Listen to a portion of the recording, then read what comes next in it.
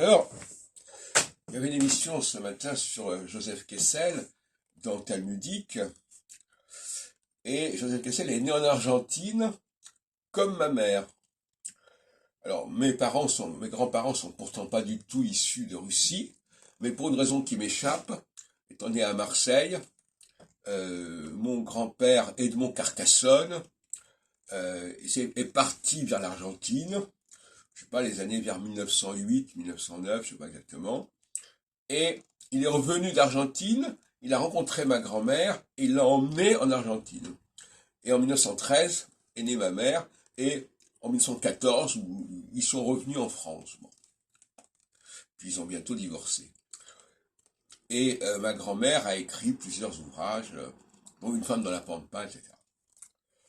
Et ce qui est intéressant, c'est le titre même de l'opération lancée par le baron Maurice des Hirsch, qui s'appelait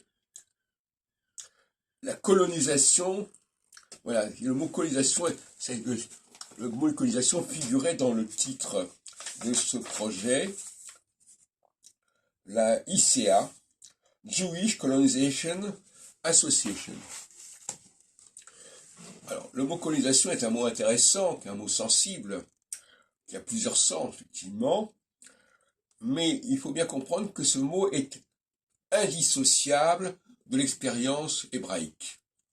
Parce que finalement, quand la terre de Canaan a été colonisée par les Juifs, par les Hébreux, et colonisée dans le sens où il y avait déjà une population sur place. Donc on est dans ce que j'appelle la verticalité. C'est-à-dire qu'il y a une population locale, et puis vient se rajouter par-dessus une population hébraïque. Tout comme en Patagonie, en Pampa, il y avait une population locale, et on a proposé d'installer des colons juifs par-dessus. Et donc, si on ne comprend pas cela, il ne s'agit pas de créer deux États, un État arabe et un État juif, comme avait prévu le plan de partage, mais un État où il y avait deux strates, une strate juive, une strate locale. Et c'est ça qui a été fait.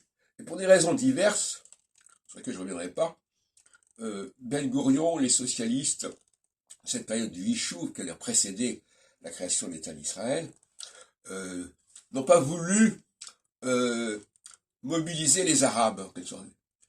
Ils n'ont pas voulu en faire leur électorat, pour toutes sortes de raisons. D'où cette notion de partage, qui est en partie la faute des socialistes juifs, qui n'assumaient pas l'idée d'être des colons avec des populations arabes à leur service.